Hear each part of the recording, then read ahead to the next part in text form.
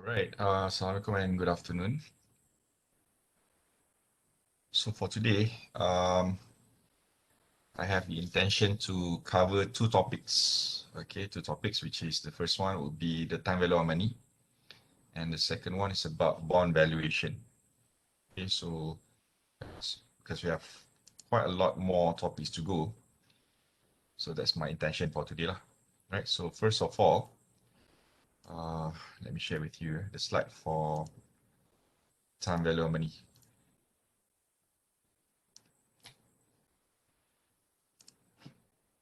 Okay, so here, basically, in general, we have two valuations that we can try to figure out in terms of the value of money, whereby we have the present value and also the future value. But however, under these two categories, we're going to have the subcategories, right, for present and also for future values. Okay, but anyway, when we talk about present value ataupun not talk present value, when we talk about time value of money, okay, the concept is basically the value of our money today will not be the same as our value of money in the future. Okay, as simple as that, because the money that we have today, we can invest. Okay, when we talk about investment, we can get returns, we can generate returns. So that's why if you want to compare 10 ringgit today and 10 ringgit in 2 months time, for example, it is not a fair comparison. So if you want to compare, it's either we bring this 10 ringgit today to 2 months time and then compare, or you can bring the 10 ringgit that you will receive in 2 months time to today's value. Then we can make comparison. Okay, so we need to compare from the similar point of time. Okay, either the present or the future, vice versa. Okay. So the time value of money is a concept concerning the value of money that we have in different point of time, as I mentioned just now. Okay, as promised, the ringgit you receive 1 year from now is not the same as today because the value can change because of the investment. Okay, and obviously will grow from time to time. Okay, so for example, if the money is deposited into a savings account that pays, let's say, 10% dividend, okay, so obviously will grow to 1 ringgit and 10 cents 1 year from now. So imagine the concept of interest, I equals to P R and T. Okay, so if you have dalam case ni 1 ringgit deposit, if money is paying 10%, it will grow to ni, but imagine if it's 1 ringgit lah. That's 1 ringgit with the rate of 10% for 1 year. Okay, so at the end of the year ataupun turns to a new year, it will go into interest of 10 cents. Okay, so 1 ringgit times 10% is 10 cents. So the new savings would be 1 ringgit plus with the 10 cent, which will give you 1 ringgit and 10 cents. So this will be the amount 1 year from now. If it's 1 ringgit lah. If it's 10,000 ringgit, then you multiply with 10,000 ringgit.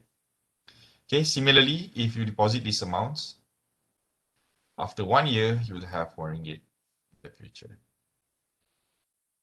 So what does it mean? A ringgit today, okay, a ringgit today will be more, it will be worth more than a ringgit if you receive in the future, okay, because of this concept. So in our case, we have an interest rate and we have time. Okay, a year needs a time. So the concept of interest can be used. However, when we talk about time value of money, we are not using the simple interest. Okay, this is based on simple interest. I equals PRT is a simple interest. Okay, but when we talk about time value of money, we are not using a simple interest. Instead, we are going to use what we call as compound interest. Okay, compound interest. So what's the difference between simple and compound interest? So maybe I can share with you. Kalau sini simple interest, here is compound interest. So imagine like this. Kalau simple interest tadi, let's say year 1 be 1 ringgit increase by 10 cents, it will be 1 ringgit and 10 cents. So for year 2, your interest would be 1 ringgit with 10 cents, 10%, sorry. You're going to have 10 cents. Okay, but for compound interest, okay, for year 1, okay, for year 1, it will look something similar. So at the end of year 1, you're going to have 1 ringgit and 10 cents. Okay, but for year 2 onwards, our balance will be carried forward. Okay, so meaning instead of 1 ringgit, sorry, 1 ringgit. So meaning for the second year, instead of 1 ringgit like simple interest, our principal we carry forward from the previous period. For example, for second year here, it will be 1 ringgit and 10 cents. Then you increase by 10%. So instead of 10 cents, you're going to have 1 ringgit and 21 cents, for example. Okay, so this is the concept of compound interest, whereby the investment will be invested together with the interest. So the interest that we gathered for the first year will be carried forward. Kalau simple interest is not. The interest will always be based on the principal, the original values, not on the interest itself. Okay, so the concept of time value money, we're going to use this compound interest. So that's why when we talk about future value, one of the values that we have is future value. The concept of future value, FV, is the concept of compounding. We are compounding the values. But if we are talking about present value, we are actually doing the discounting. Okay, we are discounting the values. Okay, so the very first concept is the future value. Okay, so the name future value is very directly translated. Okay, we want to find a value for the future. Okay, so future value deals with the accumulation of today's funds of money, and it will increase in the future. So in what scenario we can use this? Okay, deposits. If you deposit your money in the bank's account today, so how much will it be worth in the future? Okay, so that's the concept of future value. Okay, so that's why I said we use the concept of compound value. And what does it mean by compound? We take into consideration the interest as well, not only on the principal, but the interest will be part of the principal for the futures calculation. So just like this one. Okay, kalau simple interest, I repeat, the formula of interest is just always based on principal. But for compound, the interest that we gathered from the previous year will be carried forward. So meaning kalau year 3 ni, our principal will be 1 to 1 already. Then increase lagi by 10%. So they can keep on compounding lah. So that's why we call it compound. Because they put together interest as part of the principal. Okay, and earn the interest again in the following period. So obviously the compound interest will give you more returns as compared to simple interest calculation. Okay, so how to calculate the future values? Okay, so we have the formula here. Okay, the formula here. There are two formulas that can be used. Okay, so for the first one here, this is rather straightforward. This is if sebelum ni, when we talk about interest, is I equals PRT kan. Okay, but for compound interest, the formula is 1 plus I. I is the interest rate to the power of N. Okay, to the power of N. N ni depends on how many years lah, how many times. Okay. Alternatively, instead of we use this formula, we can use what we call as table. Okay, I believe I attached together with the notes one table.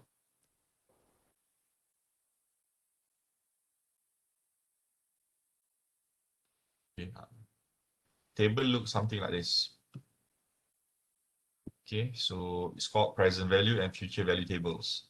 And under these tables, we have 4 different tables. Okay, 4 different tables. First one is called future value interest factor.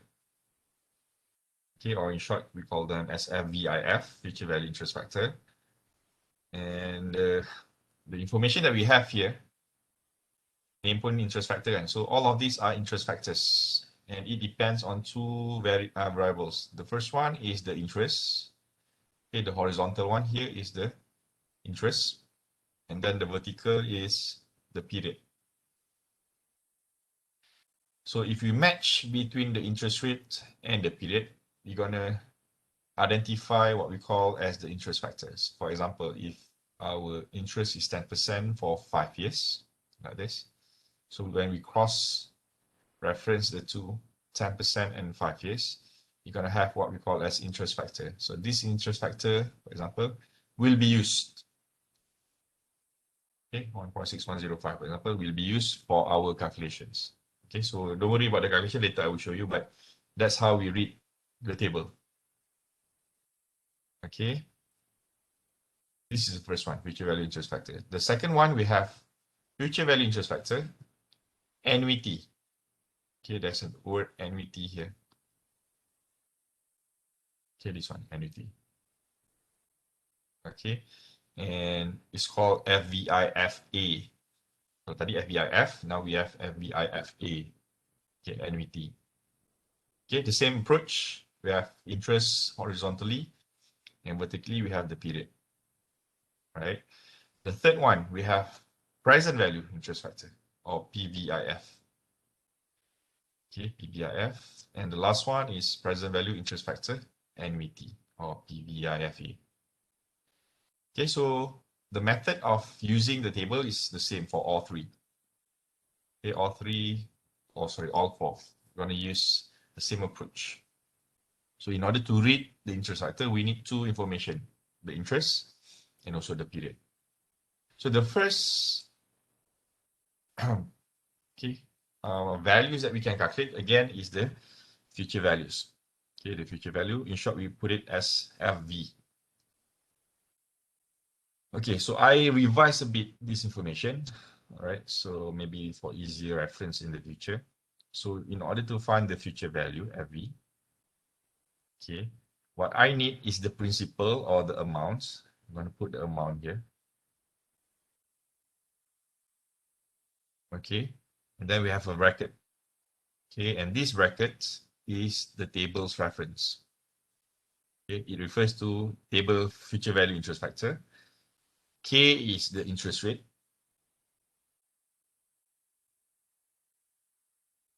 And N refers to the period. Okay, so therefore, if this table refers to FVIF 10% and 5 years, so we're going to refer to table of FVIF 10% and 5 years, and then we're going to get the interest factor. So once we have this interest factor, what we need to do, just multiply with this present value or this amount. So FVIF, K, M. All right. So this amount is the principal or the original values. Okay, today's value.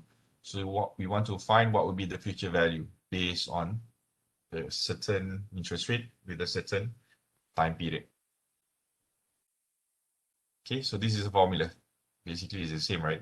But I changed. Instead, I use PV, present value, I use amounts because amount ni lagi flexible lah. Okay, lagi flexible. So example, okay, let us assume that you deposit 1,000 ringgit today. So this is your amount. Okay, 1,000 ringgit today. So it represents present value today, right? And the interest is 10%. So this is our K, 10%.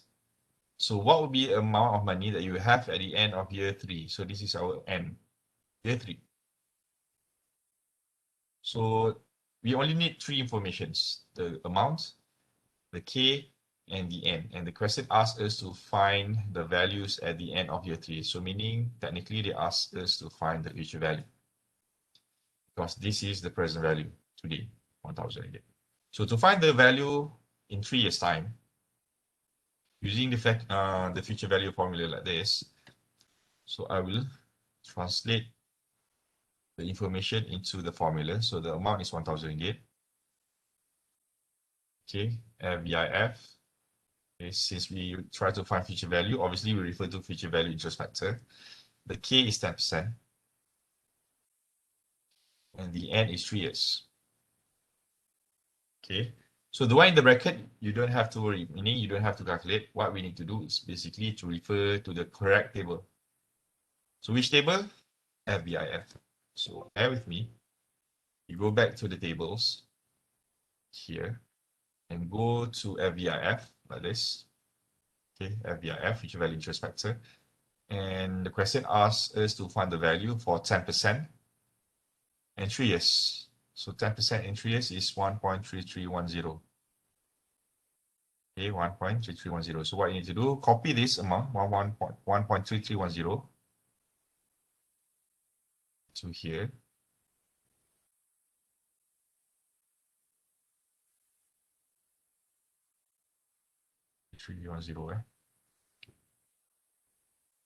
Okay, so once you have this 1.3310 multiply with 1000. So you're gonna have 1,331 ringgit. Okay, so that is the future value. So what does it mean? If this person deposit 1,000 ringgit today in an account that pays 10% for 3 years, at the end of year 3, this person will have this amount, 1,331 ringgit. Okay, 1,331 ringgit. So 1,000 is the principal. Okay, kalau kita tengoklah, the principal is 1,000. This is the amount he deposited, 1,000. So the interest would be 331 ringgit. Okay, so that's the composition. Okay, principal 1,000, amount that he deposited earlier, and the total interest earned would be 331 ringgit. Okay, so this is the concept of future value. Okay, the concept of future value. So if you want to put it in a timeline, okay, so if it's 3 years, okay, so you deposited 1,000 here today, and the rate is 10%. So technically, we want to find this value and carry forward to the future value after 3 years. So here we can see the value would be 1,331 ringgit. Okay, so that's the concept of future value. Very straightforward. And as you can see, the present value ataupun the today's value is much less as compared to the future value. Future value is always be bigger than the present value because of what? Because of the interest factor. Okay, because of the interest factor.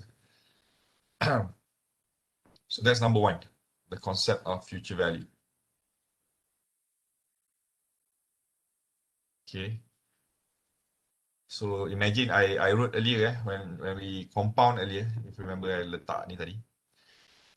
Okay, 1 tadi kan. So technically if you add 1.21 times 1.1, you're gonna get 1.31 tadi. Okay, so this is the interest factor actually. Right, but yeah, instead of we do one by one like this, we go straight away with the formula like this. Okay, multiply straight away. So this 1.331, but how to get this? Either use this formula or refer to the table. Okay, refer to the table. So another thing about future values, just now if you refer balik, I just deposited 1,000 ringgit once. Okay, I just deposited 1,000 once, and I want to know how much I have after the end of year 3. Okay, meaning one deposit, then I want to know what will be the future value. But sometimes, okay, we can calculate for multiple cash flows. Multiple cash flows. So what does it mean multiple cash flows? We deposit multiple times. Okay, and the amount that you deposit would be different atau kita panggil dia uneven cash flows. Okay, uneven cash flows. So here, for example, assume that you plan to deposit some money in the savings account with a 6% interest, again for the next 3 years. Okay, so you deposited 1,000 today, and then 3,000 the following year. So the question asks you to find the values at the end of year 3. So you have two streams. The first stream is 1,000 today, and then the next one is 3,000 next year. Okay, so here, as you can see, we have to calculate two different streams. Okay, kalau you nak split, put in the mid, split between the two. The first one is based on the original one. Okay, not original, the first deposit, which is 1,000 today. So if deposit 1,000 today, okay, kalau letak timeline again kat sini, imagine like this. Okay, you have 3 years kan? So 1 and 2 here. So originally you deposit 1,000 today, and then we need to find this value 3 years time. Okay, and the rate is 6%. Okay, and secondly, the following year you deposit 3,000 kat sini, and you need to bring this 3,000 to the third year as well. So what's the difference? The rate is the same, both will pay 6%. However, the N will be different. So for the 1,000, the N will be a total 3 years because it starts from today to the third year. So N will be 3 years. However, for the 3,000 one, since we have 2 years to go from the first until the third year, so N will be 2 years. So that's why the N that we use will be different. Okay, in our formula. So like I said, it's technically a 2 stream of information, but we need to add together because the question asks what will be the total values that they have at the end of year 3. Okay, so again, if you follow through, the rate is 6%, 3 years, and another one is 6%, 2 years. So if you go back to the table just now, still future value, 6% 3 years would be 1.91, okay, 1.191. And the second one, 6% 2 years, it will be 1.1236. So we have two different interest factors. Okay, 1.91 dengan 1.1236. So that's the values that we use. Okay, 1.191 dengan 1.1236 respectively. Just multiply straight away. And when we combine, the total value that this person have will be 4,561 ringgit and 80 cents. Okay, so the total interest earned would be the difference between the total of 4,000, the 4,561. So technically, the principal would be 4,000 based on these two deposits, his own money. So the interest will be 561 ringgit and 80 cents. So this is the total interest earned after 3 years. Okay, so this is how we calculate the future values if it's different streams. Okay, because we have multiple streams kat sini, multiple cash flows. So we need, if we have another one kat sini, katakanlah they deposit another 2,000 in year 2, for example, then you need to calculate another one with 1 year end. Okay, for example. Okay, so that's the approach of multiple cash flows. Okay, multiple cash flows. So we need to calculate one by one. Then you add together if they ask you for the total. Now, the opposite of future value is what we call as present value. Okay, the reverse of future value. So kalau tadi future value, again, as an example, we want to find the value in the future. But for present value, okay, you are expected to receive a value in the future. Katakanlah kat sini, you are expected to receive 10,000 in year 3. So when we talk about present value, we bring this 10,000 to this value. Okay, reverse. And this reverse approach is called discounting. We are discounting the values. So the concept is still the same. Our future value is always higher than the present value. So therefore, when we present value this 10,000 with a certain interest rate, the present value will be lower than 10,000 again.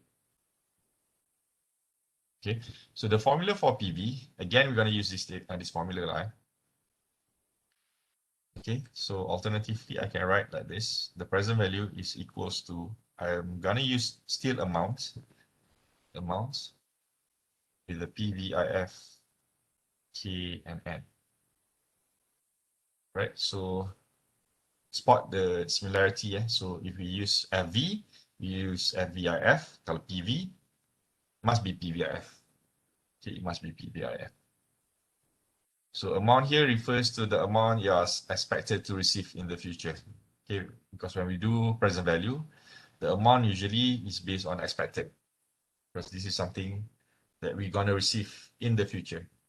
Okay, hypothetically.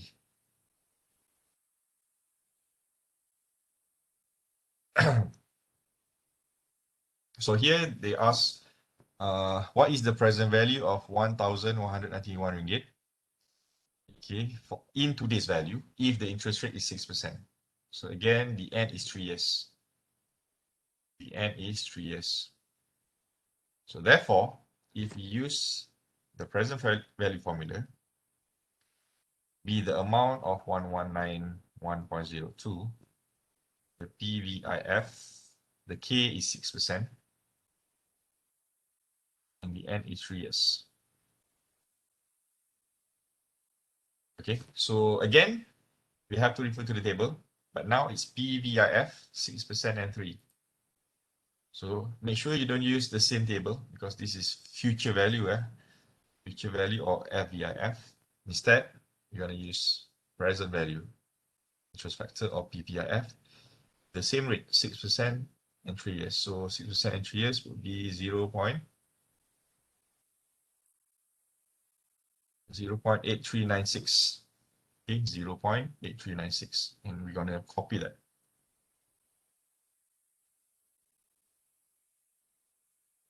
So it'll be 0.8.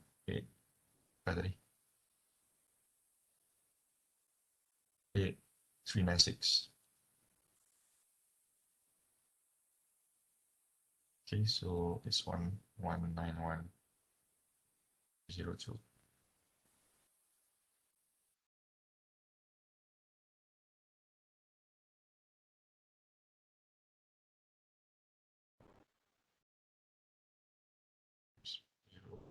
8396.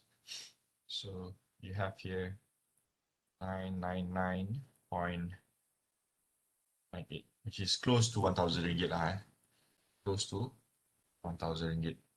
So this value, if you present value, okay, you're gonna get almost 1,000 ringgit worth of money lah for today's value. Okay, so this is the concept of discounting or present value.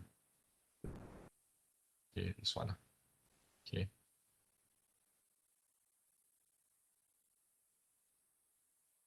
Okay, similarly, we can calculate the multiple cash flow as well. Okay, we can calculate the multiple cash flows.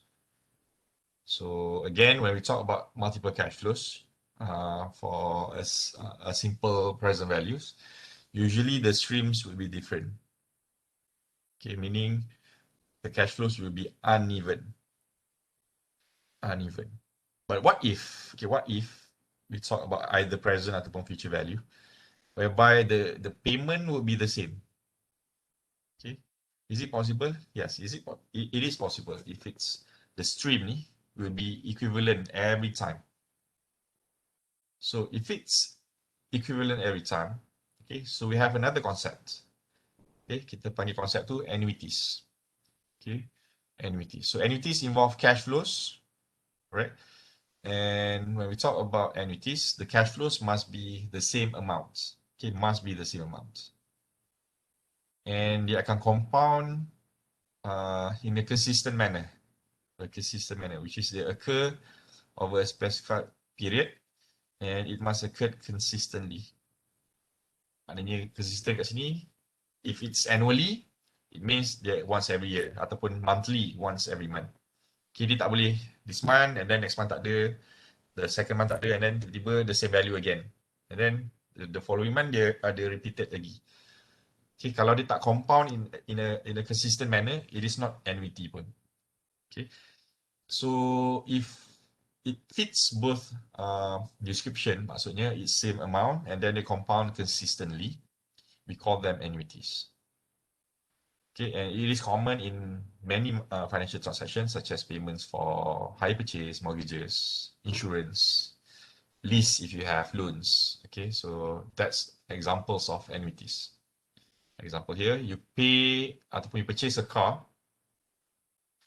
Okay, and when you purchase a car, you're going to use hire purchase, and you pay 300 ringgit for 60 months, for example. Okay, So the compounding manner is a month. So this is a monthly. And the value is consistently 300 ringgit. So if this is the thing, 300 ringgit every month. So this is annuities. So if it's annuities, we have a simpler table that we can use. Okay, remember tadi dalam table ni, we have the ones with annuities. Okay, the one with annuity. So if it's annuity, then we can use the annuities table. Kita ada dua lah, future value and also present value annuities. Sorry. This one. Okay. However, for annuities, we have two different types of annuities. Okay, we call them, the first one, ordinary annuity, which is also known as a normal annuity, right? Which is most prominently used in practice, whereby the cash flows occurs at the end. Example here, it happened at the end of the year, for example. Okay, but the second type is called annuity due. Here, the compounding occurs at the beginning instead of the end. Dia akan occurs at the beginning. For example, it occurs on the very first day, which is the first Jan of the year. So what's the impact if it's ordinary or annuity due? The impact will be on the formula. Remember just now, when we talk about future value, heavy. Okay, if you remember, the formula would be amounts. Then we multiply with FVIF, K, and N. Okay, so this is the future value formula. Okay, but when we talk about annuity, we're going to use something similar. The formula is sebenarnya sama je. It's very much similar. So what we need to add will be the annuity part. So instead of FV for annuity, we're going to have future value annuity. So I add A kat sini. Okay, I add an A. We're going to still have an amount. Okay, the amount of payments. But the difference between FV and FVA, the amount for this is a single deposits, but for FVA, this is the installments. Okay, the ones that they paid regularly, just like this one. So this is your amount, in this case, the 300 ringgit per month. Okay. And then since this is FVA, so we cannot use FVIF.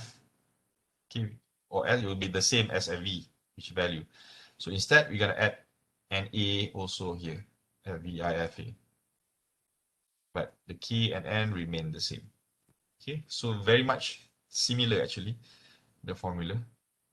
Okay, you just add A here and here. Okay, and this FVA is applicable for ordinary annuity. For ordinary annuity, we're going to use this formula. So that's why it's called normal just now. So it's very much similar like the normal future value. Okay, but for annuity due, okay, since it's happened at the beginning, okay, so for finding future value annuity, and I'm going to add due ataupun D here to represent the due part. So the formula, I have to alter a bit.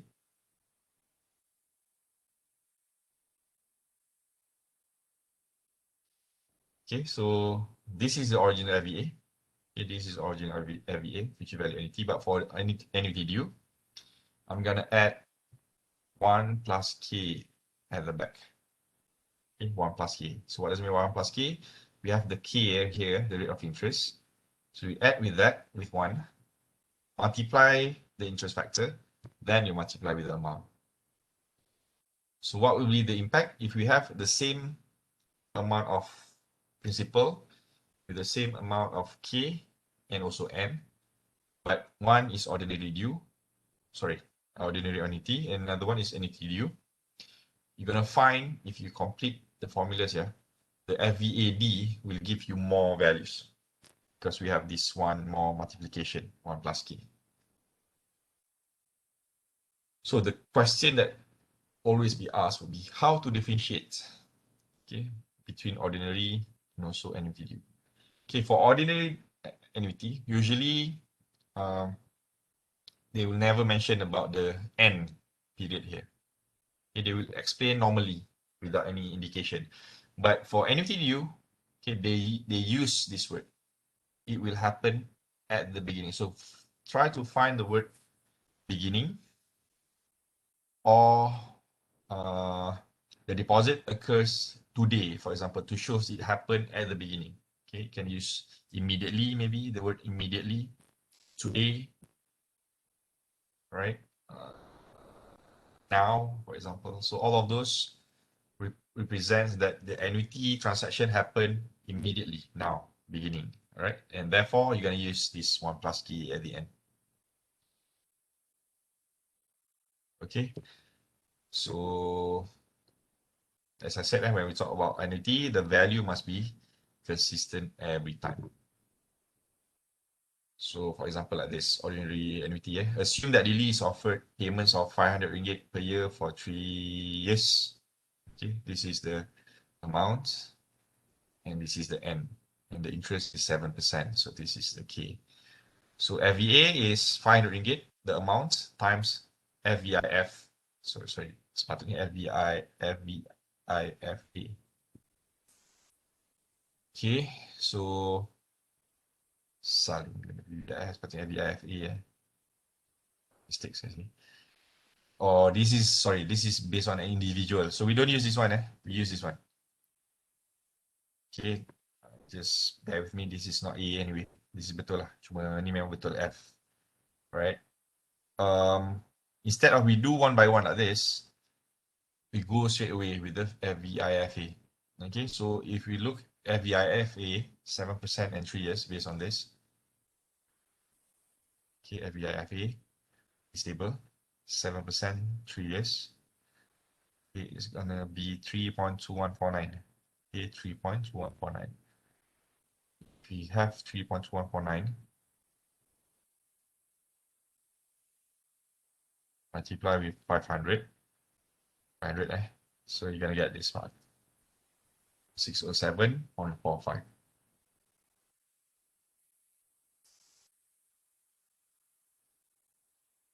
Okay, so I think very much straightforward between the normal one, the single payment. So basically, if you want to measure, there are 3 types, or 4 types.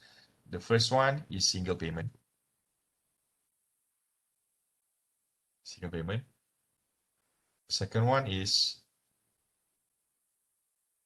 multiple cash flow, uneven. Uneven.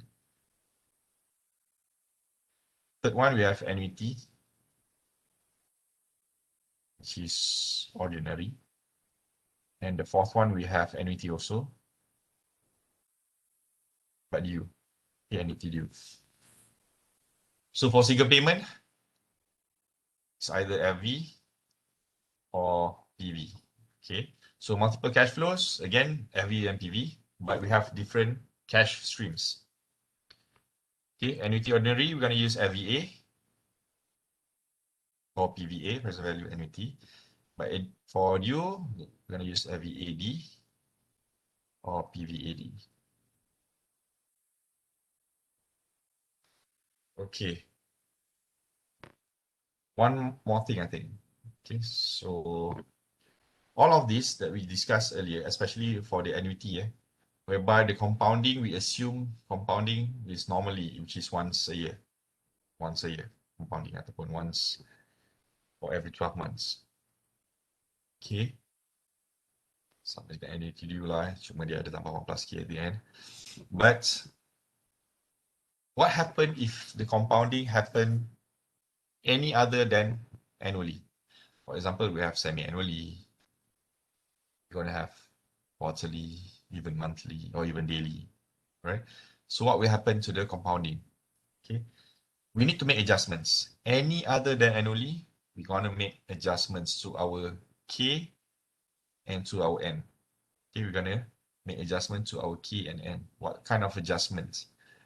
So if it's semi-annually, okay, it means in a year, it will compound 2 times. So therefore, we're going to put an M here. M represent how many times compounding in a year.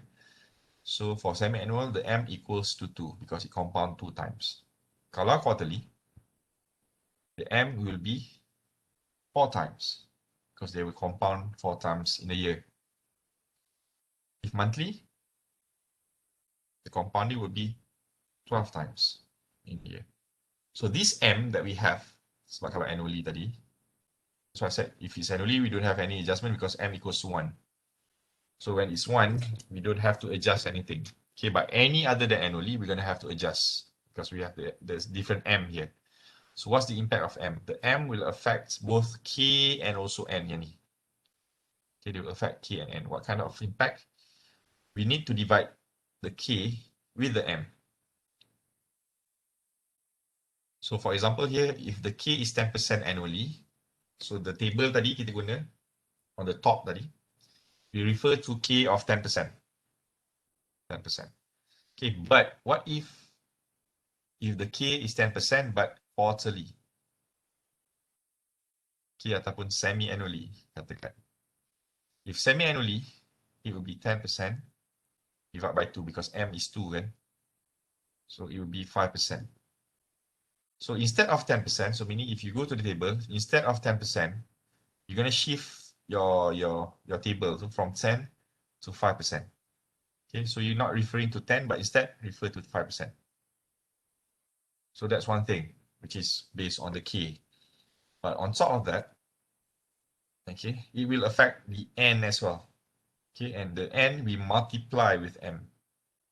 So for example, if it N is 2, we have to multiply because it's quarter kan by 4. Tapi kalau semi-annual, the 2 years you multiply by 2. So it will be 4 years.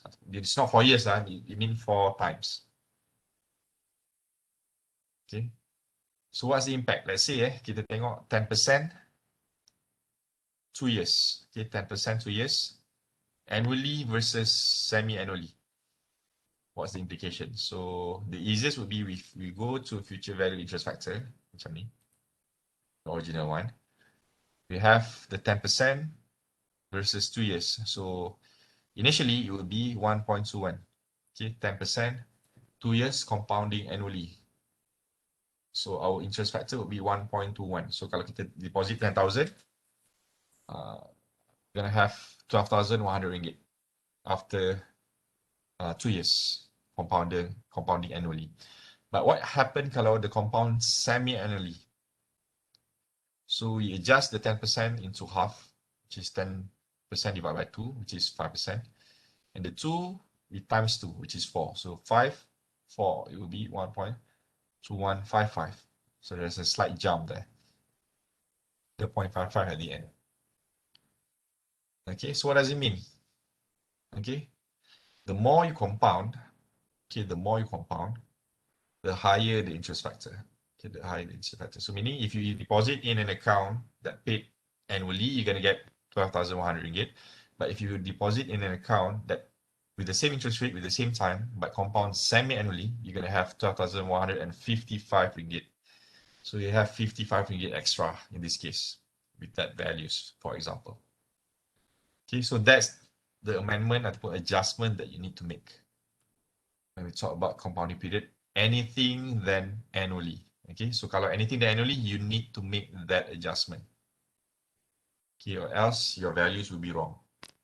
Okay, so this is example the implication of K and N for different types of adjustments, annually, semi-annually, quarterly. Okay, so the impact, like I said, it will be the point of reference on the table. Okay, 12% 2 dengan 6% 4 obviously will be different. Just like what we did for 10% and 2 just now. Okay, will be much different. So the more compounding, the point of reference will be shorter dekat sini, but the end will be longer. Horizontally, it will be bigger interest factor. Okay, it will be bigger. So the more compounding, the more the values. Okay, pretty much that's about it for time value of money. So nampak harga sini contohnya future value dia from 1254 to 1262, 1266, even 1269. So the value will be higher, okay, when they compound more. Okay. So let's try to solve a few questions here. Okay, so when we talk about question of time value of money,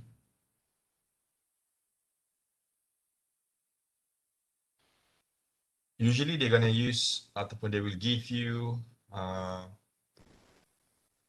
scenarios, something like this. For example, the first one, the first question. Encik Nizam contributes 1,500 ringgit, okay, per year, right? For the next 20 years. Okay, so this is our end. And if the bank pays compound interest of 10%, okay, and if they don't specify some either annually or semi-annually, we're gonna assume it's annually. Okay, so this is okay. How much money will be saved? Okay, so to solve the questions, okay, any questions for time value of money, first thing you need to identify whether the question asks or give you information related to future or present value. That's your first task. When you read a question, determine whether the question asks you or give you information related to future or present value. Okay. So for example, for this first question, the question asks you to find how much money will be saved. So linguistically, this is to find future value. Okay, the question asks us to find future value. Okay, so that's our first step, to determine whether it's future or present value. Next, once you determine its future value, like this one, identify whether it's single payments. Okay, kalau you ingat tadi is it single payment, multiple cash flows, or annuity? Okay, so that's your next step. So based on this question, the keyword is this one, the per year basis. We know they pay 1,500 ringgit, 1,500 ringgit, and consistently every year. So technically, this is annuity. Okay, this is annuity. So if you combine FV and annuity, we know the question asks for FVA. And since this is annuity, final check whether this is normal, ordinary annuity, or is it annuity due.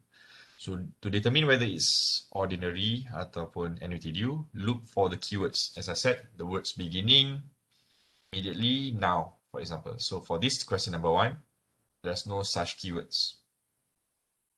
Okay. Dia tak kata dia akan deposit today, dia tak kata the compound will be immediate. Okay, so we're going to assume this is ordinary annuity. So therefore, the formula would be FVA, future value annuity, right? So therefore, once we lock our formula is based on FVA, so we know this is the amount. Okay, 1,500 is the amount. The K is 10%. The N is 20 years. Very straightforward. Okay, so they will deposit 1,500 ringgit. So don't multiply by 20, just put 1,500 ringgit. Since this is FVA, so we're going to find FVIFA, the K of 10%, and the N of 20 years. So what we need to do, as always, refer to the table of FVIFA, 10% and 20 years. So FVIFA is the second one, FVIFA, 10%, 20 years. So 20 years is here, down here, 57.275. Okay, 57.275.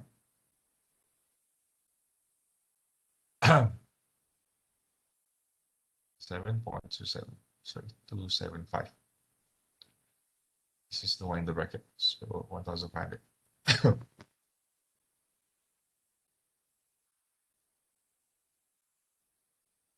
So 1,500,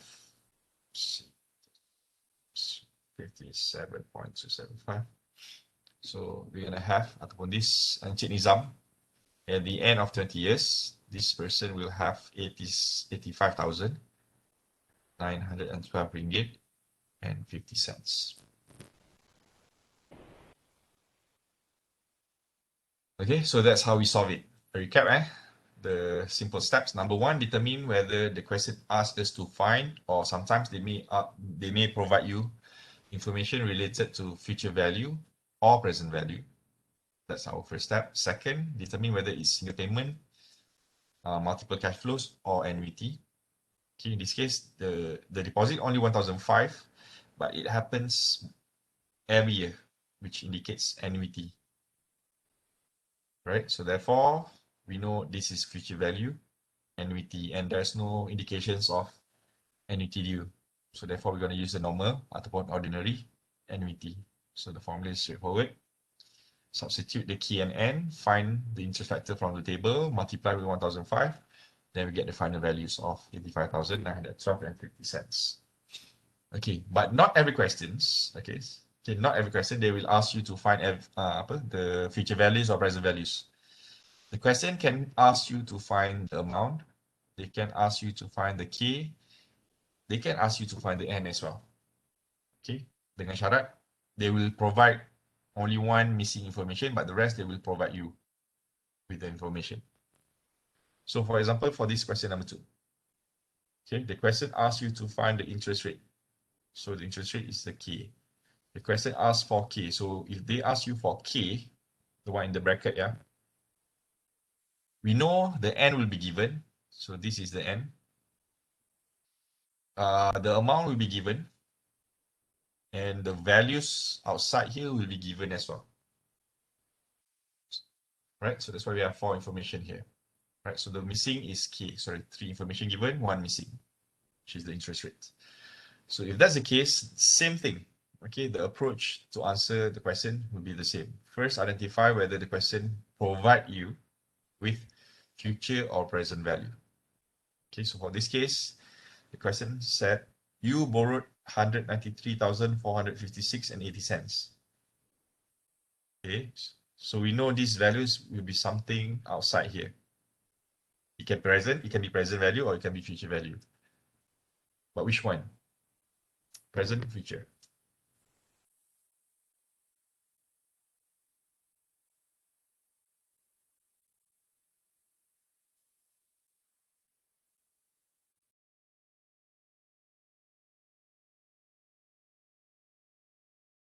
Okay, the keyword is actually here.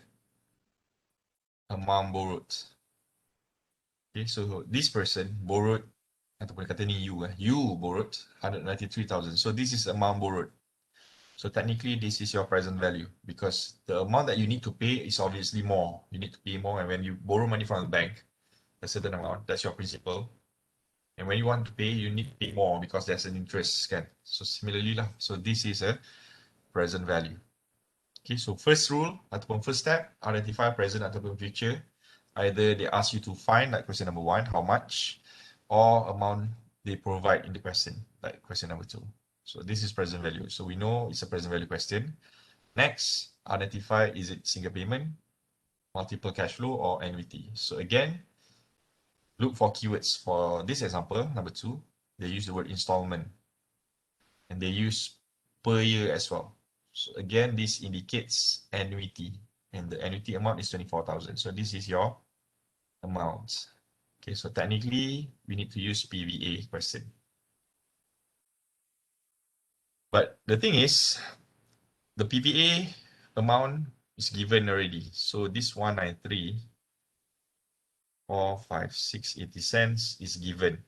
Okay, it will be in the outside. Okay, the amount is 24,000. Since this is PVA, we know we're going to use PVIFA table. K is not given, unknown, but the N is 15 years. So this is how your starting point. So you need to solve this mathematically. Okay, so you need to have a very, not to say very good lah, but you need to have some basic mathematics skills how to solve this lah. So once you have this, okay, what you need to do next is to bring this to this side again. So this is multiply. So if you bring to this side, you're gonna have to divide. So 193,456.80. So 193,456.80 divided by 24,000. Gonna get sorry, I think salah. Yeah, so if you bring this the other way around, instead of you divide 193 with 24, sebab kalau you bawa ini, and let me check. 193,456.8. I need to use calculator.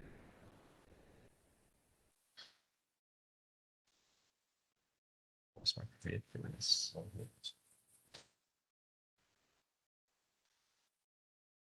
3,456.8 cents. But okay. So if you divide, okay, you're gonna have something like this: PVIFA, K and N, and the 15 by the way, sorry, K15. And when you divide, you're gonna get 8.0607. 8.0607. And this is indications of interest factor. This is your interest factor, and where to get these values? From PVIFA table. So the unknown is K. Okay, the known is 15. So go to PVIFA table. Look for the 15 period, 15 years period. PVIFA, yeah. So it'll be the last one here. Sorry, this one, PVIFA. We know the N is 15 years. Okay, but the K is unknown. On top here is unknown. So find something close to 8.0607. And for this question, we get exactly 8.0607. Okay, so what we can conclude here, the K is 9%. Okay, the K is 9% because the interest factor is 8.0607. So therefore, the K goes to 9% by referring to the table. Okay, so you don't have to calculate one K, right? So the K is 9%. Okay, the K is 9%. Okay, the question is, what if, next question, what if when you want to find the interest factor, you cannot find it exactly at 9%. Katakanlah you dapat 8.0400. Katakan 8.0400. So 8.0400, it will be in between of 9% and 10%. So you'll be in between of this. You know the range is between 9.1 to 9.9, for example. So what you need to do? So there's another step sebenarnya. That step is called interpolation. Okay, dalam ni tak ada, tak jauh. But the step is called interpolation. Okay, so these interpolation steps, I will share with you lah, maybe when we try this question, certain question. So let's try tengok kat soalan ni kalau ada lah.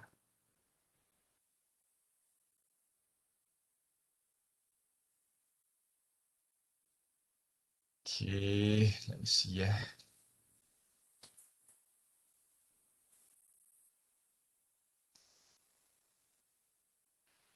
Okay, I want you to try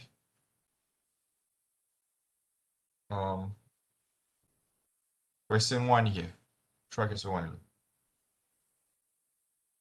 Okay, try, sorry, question 2, sorry, question 2.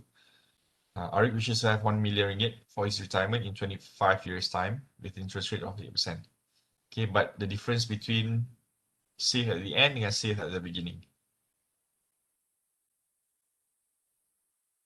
Okay, try this, let's say within 5 minutes. Okay, cari question number 1 ataupun try to solve question number 2. And then we share the answer. Okay, so I give you 5 minutes. Sambil tu, kita take a break juga lah. We take a break. But once you come back from your break, try to solve this question. Okay, question number 2.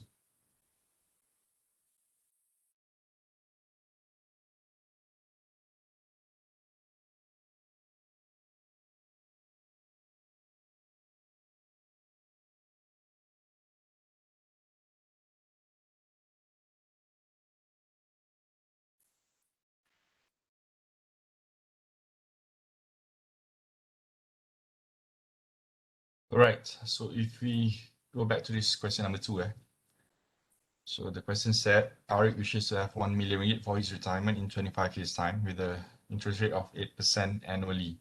Okay, so annually we don't have to make any adjustments. So the question asks to find the amount. Okay, so technically very straightforward like question here. Question asks us to find the future value and annuity, but with the two different sets, which is first at the end, which is normal one, the ordinary, and second is based on future value annuity view, because at the beginning. So we're gonna have two answers, number 1 and also number 2. Okay, so the formula would be amount. I just recap balik formula dia lah. VIFA, K and N. For due, it's amount. Plus amount. VIFA, K and N. Okay, but with the 1 plus K at the end. Because this is for due. Okay, so the values for future value we know is 1 million. It's 1 million. The one that we haven't have the information is the amount. Amount is unknown because the question asks to find the amount again. And the VIFA, the K is 8%. The N is 25 years. Right? So we need to find the amount. That's number 1. For the annuity due, very much similar. We have 1 million here. We don't know the amount. VIFA.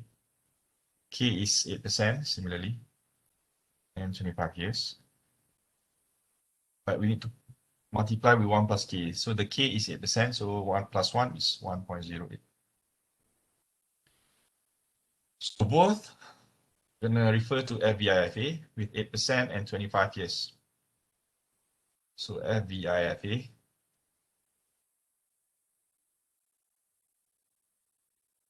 yeah, FVIFA, sorry, this one. FVIFA, 8%, 25 years, somewhere at the bottom here. So it's 73.106, okay, 8% on top, okay, cross-reference with 25 years. So we have 73.106, okay, 73.106. So technically it will be 1 million divided by 7.73, 70.106. Okay, for the annuity, normal annuity ataupun ordinary annuity, 1 million by 73.106. So annually, this person ataupun siapa nama dia tadi, Arik, so Arik need to deposit 13,678,077 cents annually.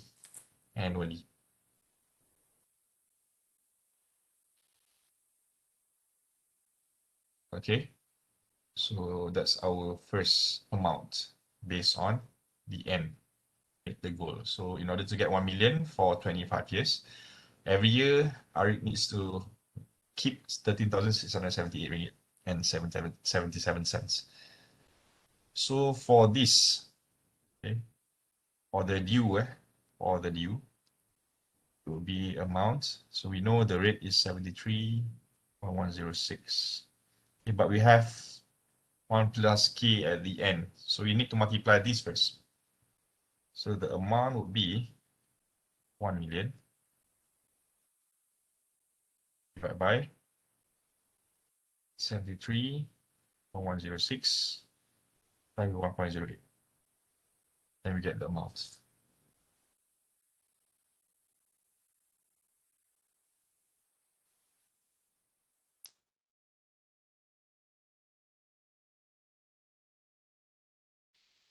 So the amount will be 12,665 ringgit and cents.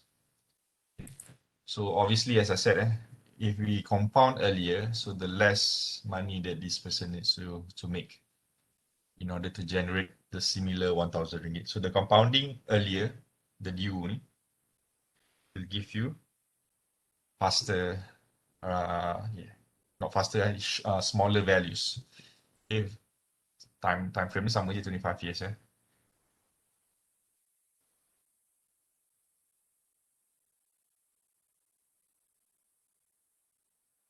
Okay, so that's question number 2. Okay, question number 2.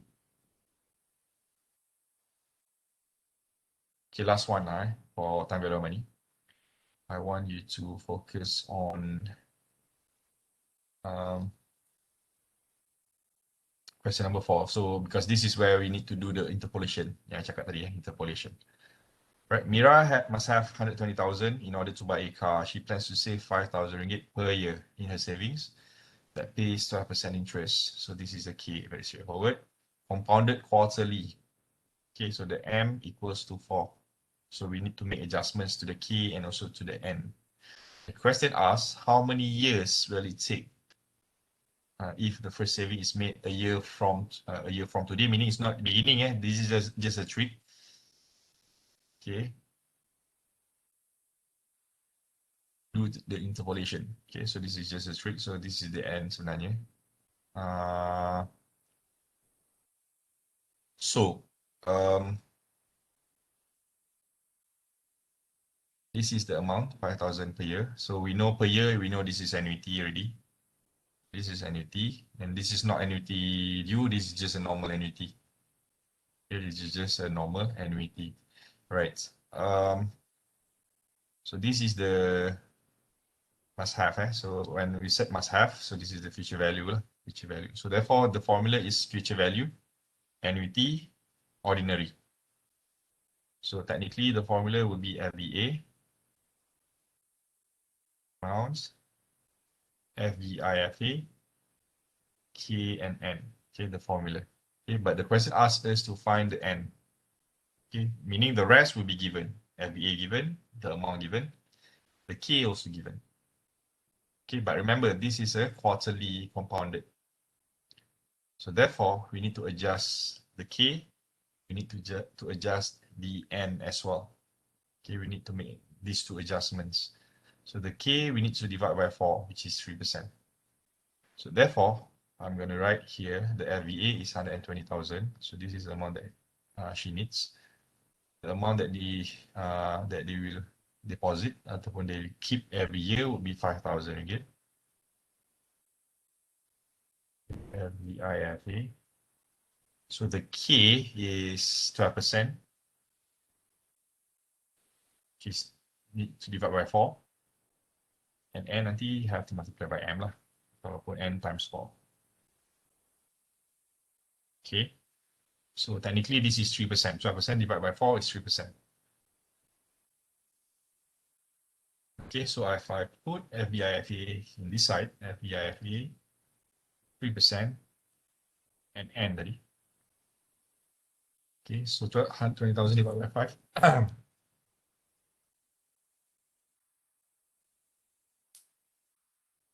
Going to get exactly 24. Okay, so just put point at the back line, 24. So again, refer to the correct table, which is FVIFA, 3%. Now the unknown is N, but we know that the interest rate is 3%. So go to FVIFA, sorry, FVIFA, 3%, 24. So 24, if you notice here, it's not exactly on the table. 24 is in between 18 and 19. Okay, it's between 18, period of 18 and 19. So we have two interest factor. Okay, 24. So it's between 23.41 and 25.117. So the 24 will be in the middle. Okay, so when we do interpolation, so if the question asks to do interpolation, when we have this interest factor, we need to find two things ataupun two rates, one above and one below 24,000.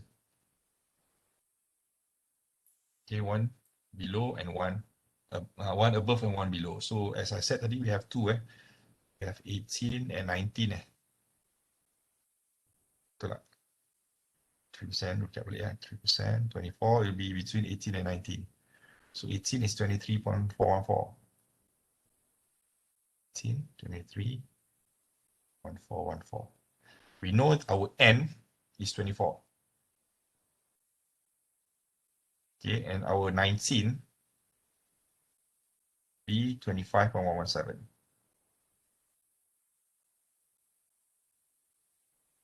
Okay, so this is how interpolation. So this is the process of interpolation. Okay, so kalau kat sini tadi kita stuck because we don't have N exactly at 24. So next we need to do is the interpolation. Okay, and this interpolation can be used also when the question asks for K. So meaning kalau K, for example, so it must be in between of two rates. So you're gonna use horizontal punya values lah. Okay, horizontal punya values. Okay, 8 dengan 9, for example. Right? So, you can use this way, or if you want, you can adjust this way. And in the middle, 4 and 18. Okay, you can use either way, to be honest with you. Tapi I just stick with this one. I rub balik benda ni. Okay, you can use either one. Cuma kalau kat sini, you akan dapat negative values lah nanti. Okay, you're going to get a negative values, but don't worry because you're going to knock off each other, then you're going to get a positive values back. Okay, so once you have this interpolation, so first step is to line up with the N ataupun the whatever amount, either K or N in the middle, one rate higher, one rate lower. So once you have this information, what you need to do next is to find two differences.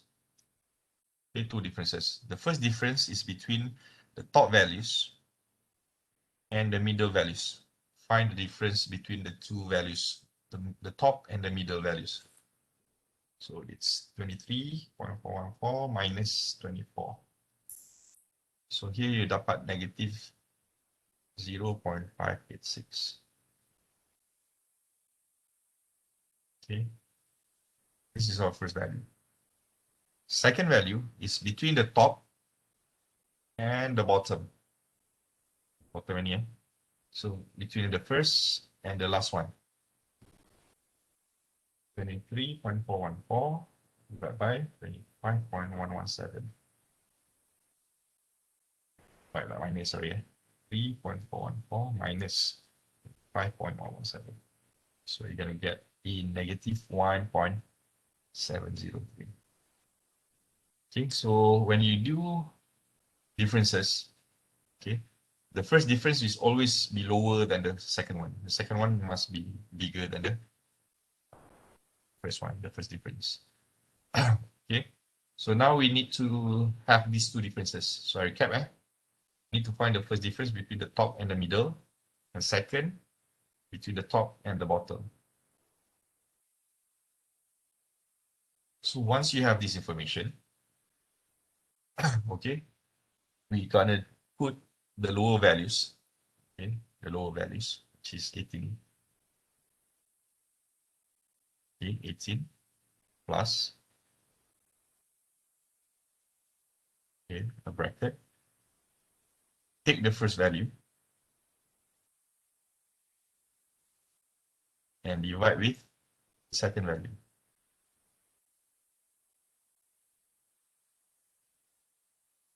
Okay, so I recap, first take the lower value between the two. That's why even though I said you boleh letak the other way around, so for me better to put the first item, the lower value, okay, like this, 18 dengan 19 kan. So 18 is the lower value. So this is the LV, lower value, this is high value. So put a lower value, and then plus the difference, the first difference, divided by the second difference. Kalau you tak ingat which one, always the lower divided by the higher number. Okay, and multiply with the difference of lower dengan higher value. So in this case, it's 1 year, 1. Okay, or high value minus lower value. Okay, to get 1, 19 minus 18 is 1. Okay, so what does it mean? 0.586 divided by 1.703 times 1 plus 18. So you're going to have 18.34. Okay, 18.34. So this is the N, 18.34. Okay, but is that your answer? Double check.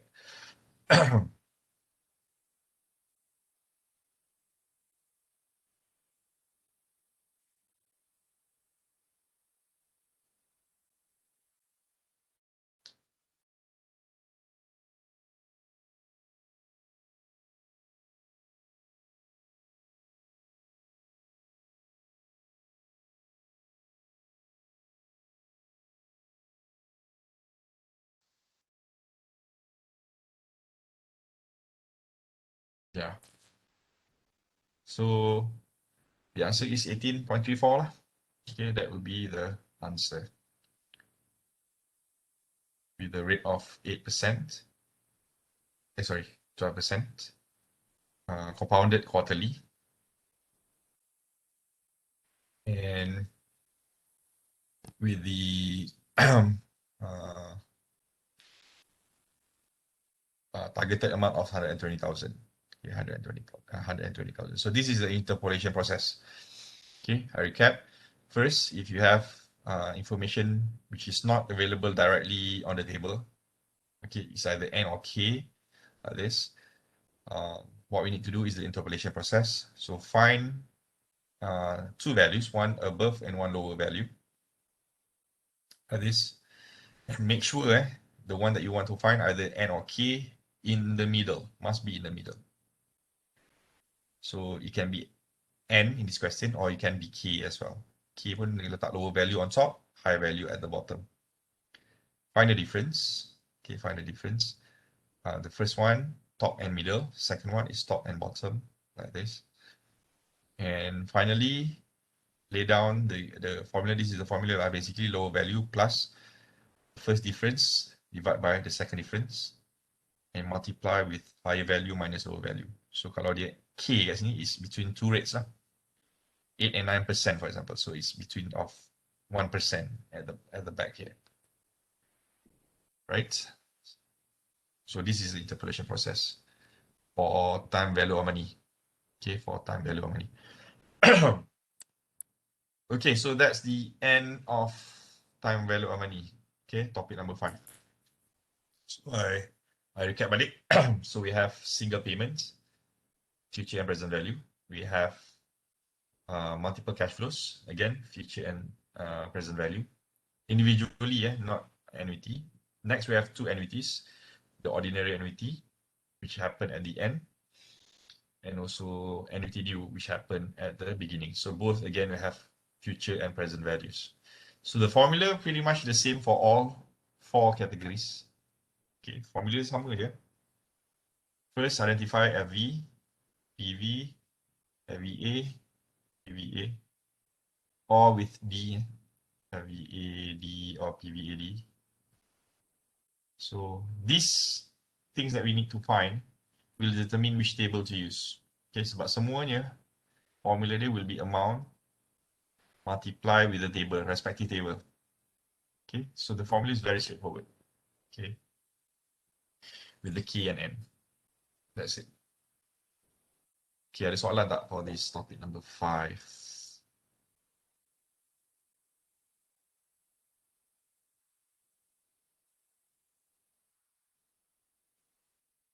Okay, so if there's no question,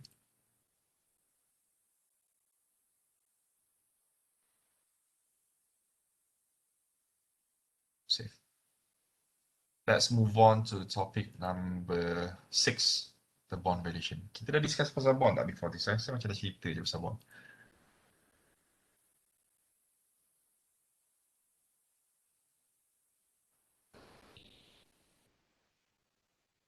Maybe a bit je lah kot pasal bond.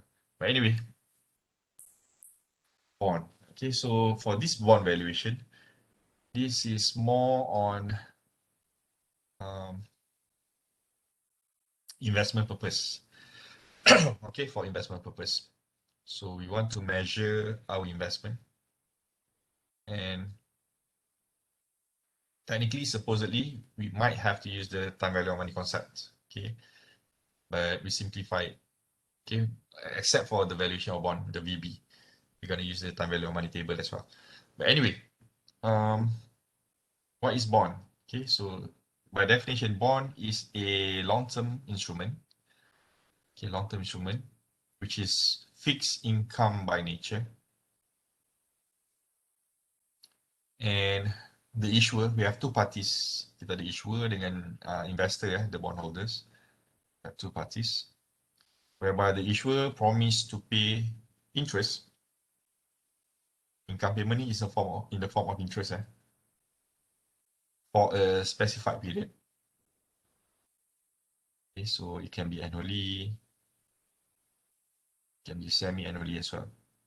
Okay, and besides the interest, they have to pay the principal at maturity. So to conclude this definition, just imagine the bond is actually just a piece of paper. Okay, a piece of paper. So satu paper ni, the value is 1,000 ringgit. Okay, we assume the value is 1,000 ringgit. And on the paper, okay, they will specify, okay, the par value is 1,000 ringgit. Okay, and it will last for 10 years. Okay, so, and the payment of interest will be 5% annually. Okay, a lot of information there. 1,000 ringgit par value, 10 years of maturity with a 5% interest payment that will be paid annually once a year maksudnya. Okay, so how this works out? Kat belakang nanti ada mechanics kejap lagi lah. Mechanics I explain again. But that's what is the definition of bond. Okay, so it is a security. As I said, when we said security, it is actually a financial paper. The value, okay, value on paper. It's a long term. So when we set long term, usually it's between 5 to up to 40 years, very long term. So when it's fixed income, it means that the rate of income will be fixed. It will be unchanged. It will not change. So from 5 to 40 years, the return will be fixed. It will not change at all. Just imagine, for example, kalau unit trust, ESB, whatever. Okay, the rate of dividend or interest will change from year to year basis. Okay, but for this investment, it will be fixed. Okay, it will be fixed. And the issuer, in this case, will agree to pay interest either annually or semi-annually, and they akan bayar balik to repay the principal at maturity. So what is the principal? Imagine tadi the par value is 1,000 ringgit per unit at maturity. So every year, what does it mean? The issuer will just needs to serve the interest every year. Okay, but the principal, the amount that they borrowed, will be paid at maturity. Okay, so bond is a form of investment security involving two parties, the issuer, as I said. Usually, who are the issuer? Usually, large companies. Okay, large companies will be the issuer. Okay, and why they issue bond in the first place? Because they need money. Okay, why companies, large companies issue bond? Because they need funding, they need money. Right, so instead of go to the bank and borrow, they issue bond, for example. And those who have excess money, those who have extra cash on hands, they can become the bondholders. And who are the bondholders? Bondholders are technically the investor. They will invest in bond by purchasing the bond from the issuer. Okay, how much they need to pay? One certificate, as I said, worth 1,000 ringgit. Okay, so the two bullets here is just repetitive from the first part, which is the fixed amount of payments. And the issuer, borrower ni is the issuer, agrees to pay the principal at maturity, and the fixed amount ni ataupun the interest tu akan dibayar every year. So here are some characteristics of bond that you need to familiarize with. So as I said, every bond must have coupon. What is coupon? Coupon is the interest. They have to pay this every year. Okay, they have to pay this every year without fail. And how many times? It can be annually, it can be semi-annually, right? Then we have current yield. This is a measurement actually, measurements of return, whereby we take the interest income, annual interest income, and then we divide with, okay, relatively we divide with the current market price. So CY, current yield, is actually annual interest of coupon divided with market price of bond. Okay, so that's a measurement of current yield. And the par value, as I said tadi, we assume it will be 1,000 ringgit. Okay, and this par value will be paid ataupun will be repaid at maturity. It will be repaid at maturity. And another function of par value is to determine the coupon interest payment. So if it's coupon rates, katakanlah coupon rates is equivalent to 5%. So how much coupon?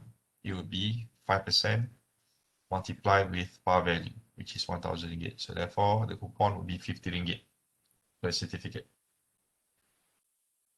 Okay, so that's the purpose of par value. Another purpose. First is the amount that will be repaid at maturity. Second is to be used to multiply with the coupon rate in order to determine the coupon amounts. Okay, so maturity date, as I said, is when the bond matures. This will be between 5 to 40 years, I said earlier.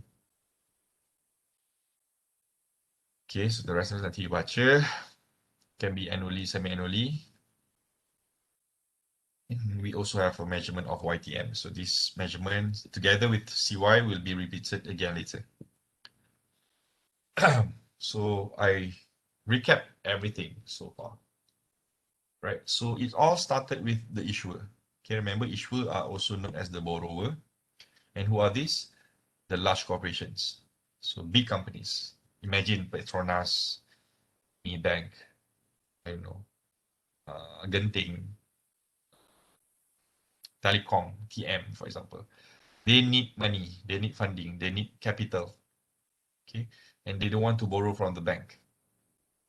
Okay, so what they do? They issue bond. Okay, they issue bond. So bond, imagine in the middle here lah. They issue bond. So the investor, the lender ataupun nama lain tadi asset, the bond holder, okay, will pump in the money ataupun will purchase the bond. So the issuer will give the certificate to investor, okay, and the investor will pay money, the borrower, to the issuer. How much? 1,000 per certificate. For example, the company requires 100 million. Okay, 100 million. So issuer needs 100 million, your capital of 100 million. So therefore, 100 million divided with 1,000.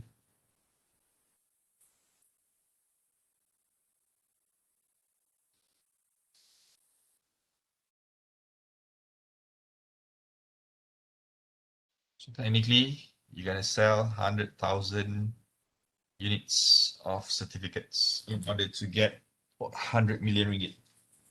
Okay, so in order for this issuer to get 100 million ringgit, so the company needs to sell 100 million units ataupun 100,000 pieces of certificates.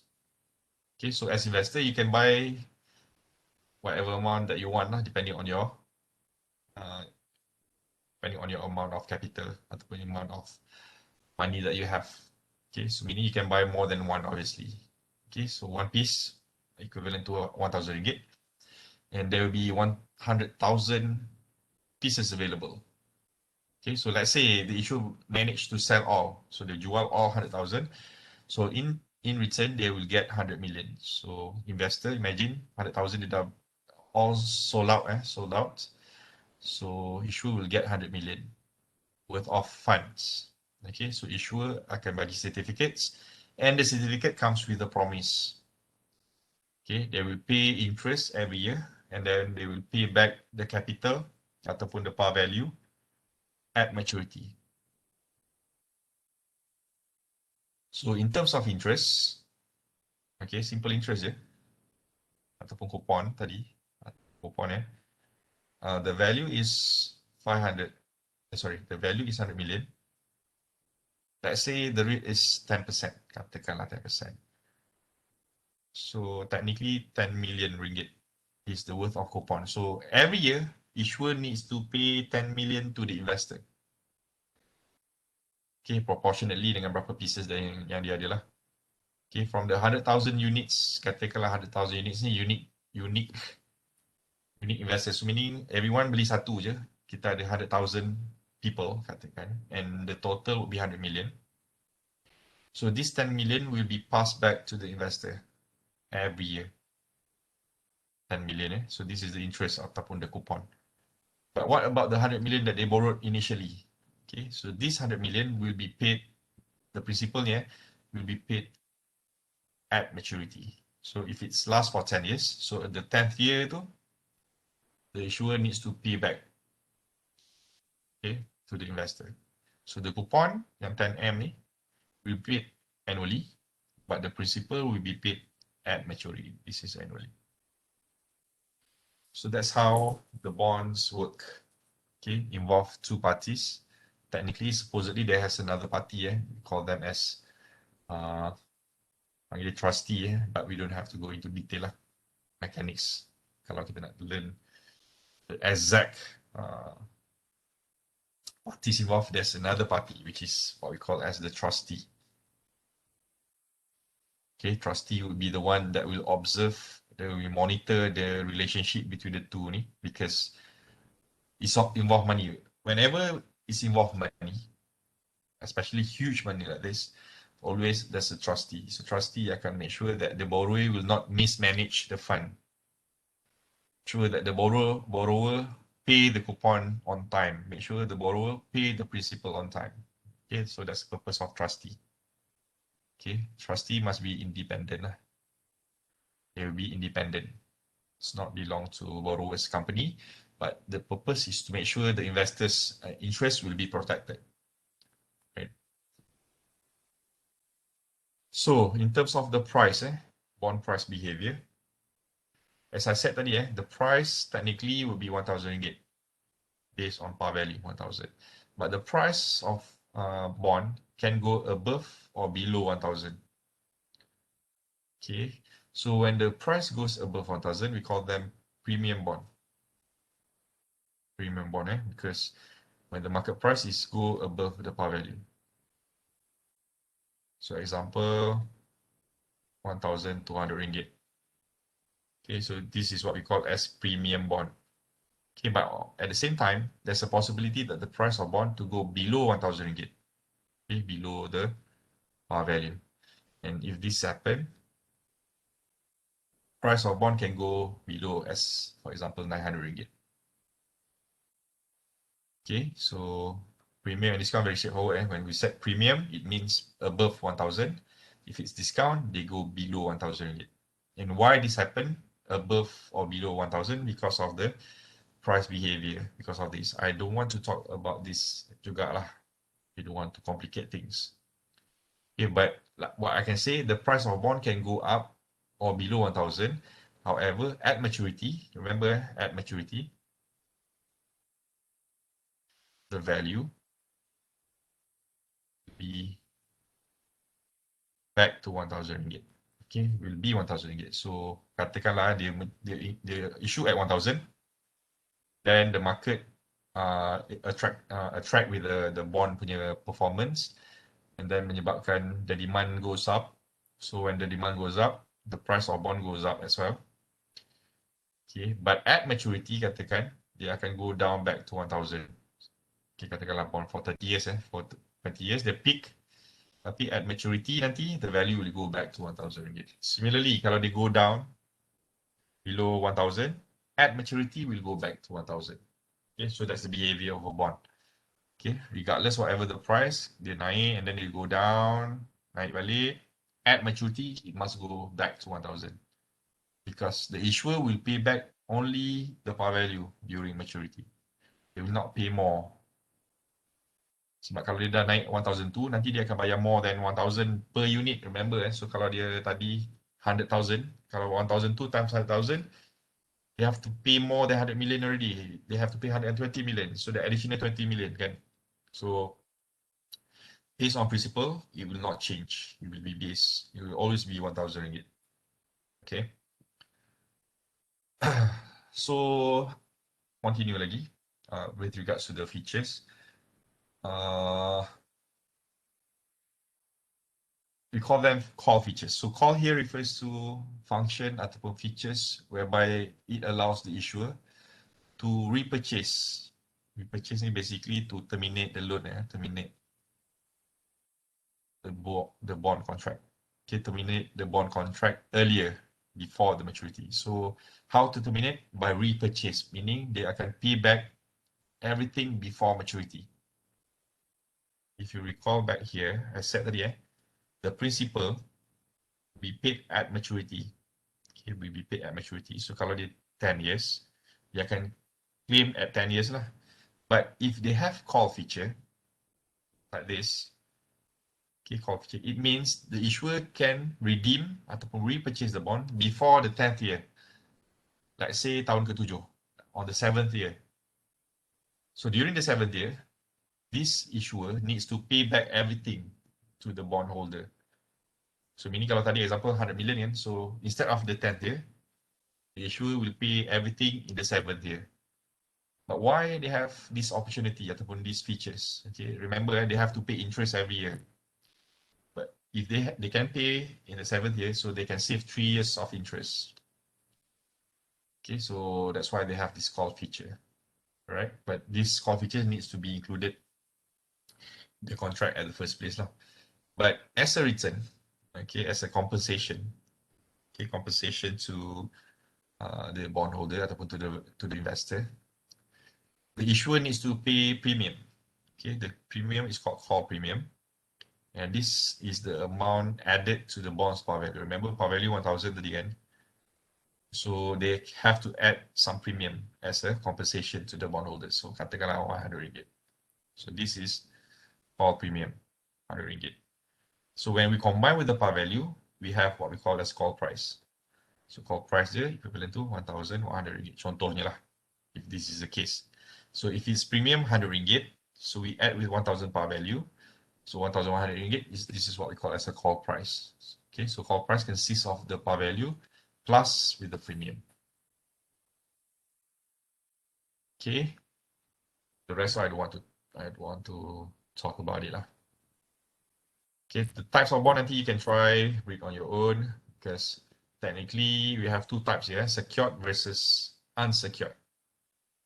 Okay, secured satu, the other one is unsecured. So what's the difference? Difference ni je. For secured bond, it's backed by collateral. It's backed by assets, meaning the issuer will put their assets as cagaran, as collateral. So it can be backed by properties, real estate, it can be backed by stocks, it can be backed by equipment. Okay, airplanes. Kalau Air Asia contohnya, Air Asia issue bond, they put their airplanes as collateral. So kalau dia tak mampu bayar balik, if they cannot repay back the coupon and also the principal, they have to sell off their airplanes. Just similar like you borrow from the bank for purchasing house, for example. Okay, the house itself will be your collateral. So if you cannot pay your installments, the bank will repossess the house, for example. So here similar lah. So if the issuer cannot repay the interest and also the principal, the trustee tadi will repossess the applicants, okay, to pay back to the investor. That's secured. Okay, kalau unsecured, it's backed only by promise, no collateral at all. They just kata, okay, I will promise to pay back. So therefore, between secured dengan unsecured, names pun, or the namesake pun, secured is more secure lah as compared to unsecured to the investor. So investor will have, more secured feelings when they invest in a bond, which is backed by collateral. Okay, so in terms of risk, obviously, the secured bond is lower risk as compared to the unsecured bond. Okay, you can read the rest. I want to go straight to the valuation of bond.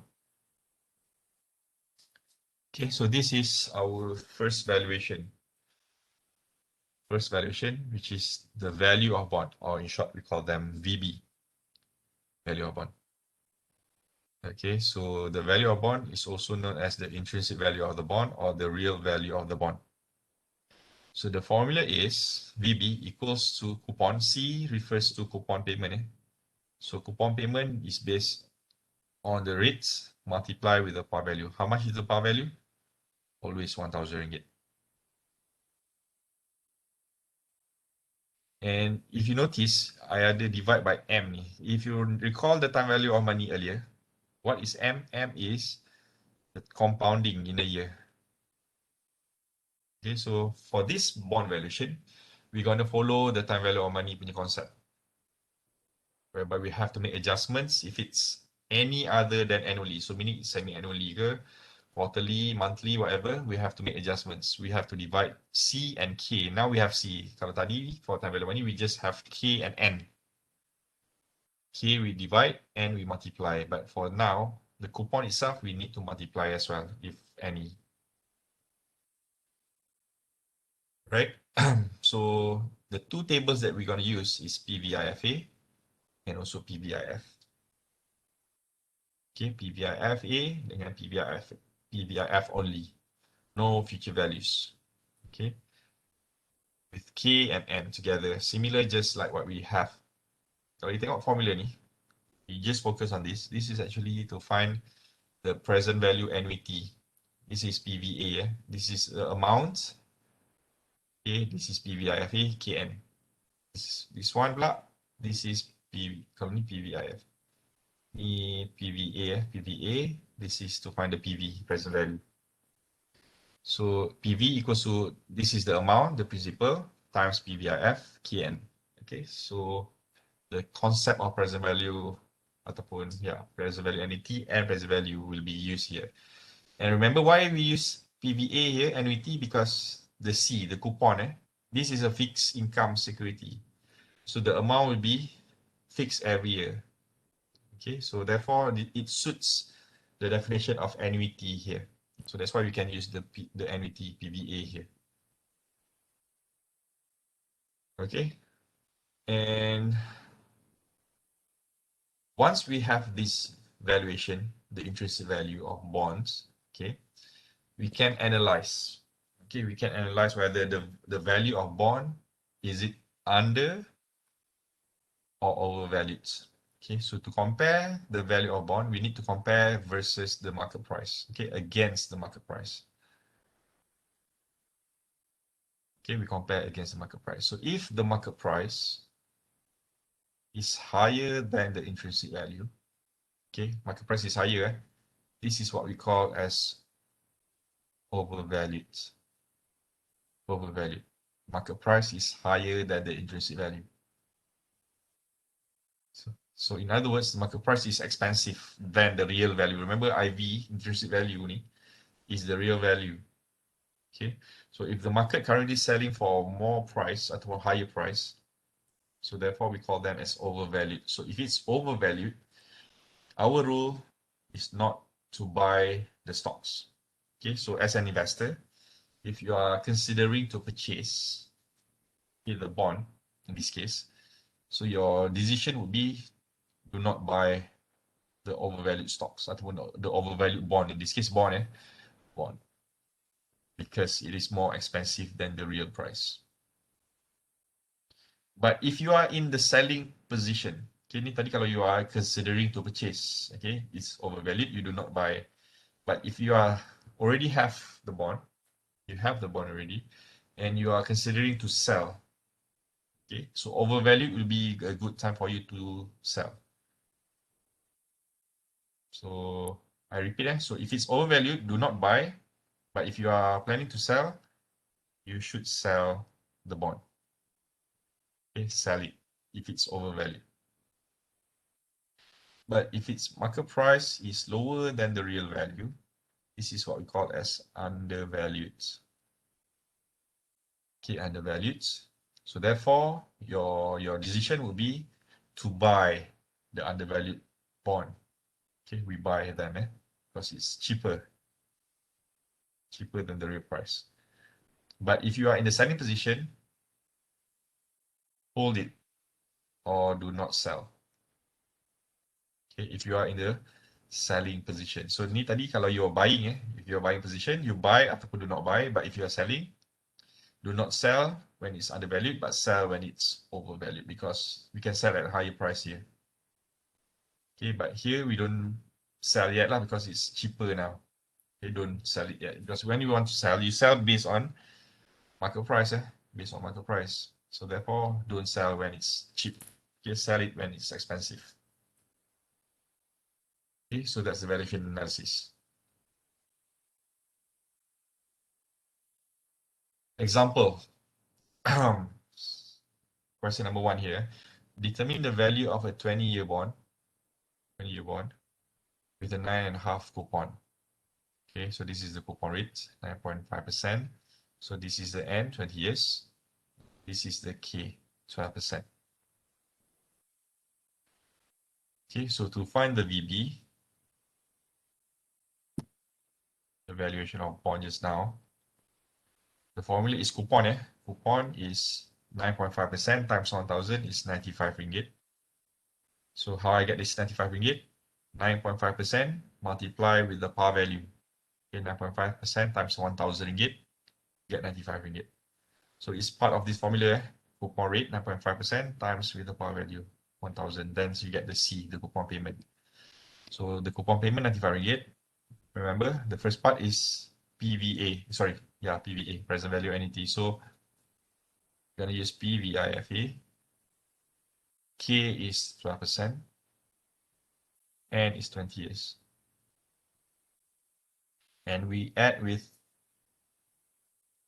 the principal, the par value 1,000, PVIF, K 12%, and 20 years. Okay, so again, both brackets you need to refer to the tables, respective tables. So we have PVIFA 12% 20. Okay, PVIFA 12% 20.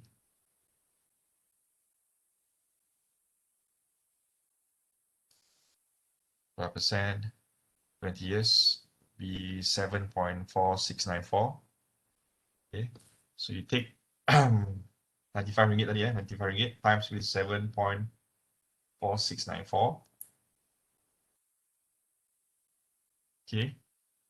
Okay, so 95 ringgit times with 7.494 tadi and plus with 1,000 with PVIF 12% 20. So now refer to 12% 20 for PVIF 12%. 20 years, it will be somewhere down here. This one. 12%, 20 years is 0.1037.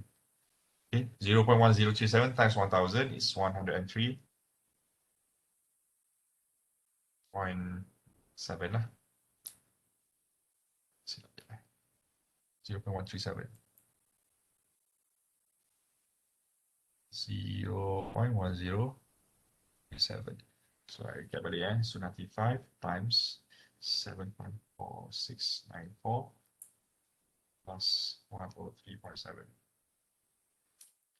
So total would be, for this question number 1 total would be 813 ringgit, 0.29 cents. Okay, so the products of this will be 813.29. That's the value of the bond. Okay, for question number 1. But if you refer to question number 2, it's quite similar like question number 1. They issued for 20 years with a 9% coupon, with a K of 12%, K 12%, but the bond was issued 4 years ago. So what's the implication now? So based on this, it's 20 years. So patutnya it's 20 years bond. But now, for question number 2, the bond was, we are not here. We are not now. We are 4 years ago. Okay, the bond was issued 4 years ago. So technically, when it was issued 4 years ago, it means you are not now. You are actually in the 4th year. You are in the 4th year. So therefore, your N, kalau original tadi for question number 1, the N is 20 years. Okay, because you are here. So you have N 20 years full. But now, since it was issued 4 years ago, so your N is between the 4th until the 20th year. So meaning your N is equivalent to 16 years only. Okay, remember what we does it mean by N? N refers to how many years remaining to maturity. Okay, years remaining to maturity. So for number 1, okay, we assume that the N, we are now based on question number 1. But for question number 2, they state that the bond was issued 4 years ago. So therefore, we are not at present time. We are moved to the 4th year already because it was issued 4 years ago. So therefore, we have to adjust the N kat sini. So N equivalent to 16 instead of 20, original 20. Yeah? So we have to make some adjustment kat sini. All right, so you can try the rest. Okay, you can try the rest for valuation of bond.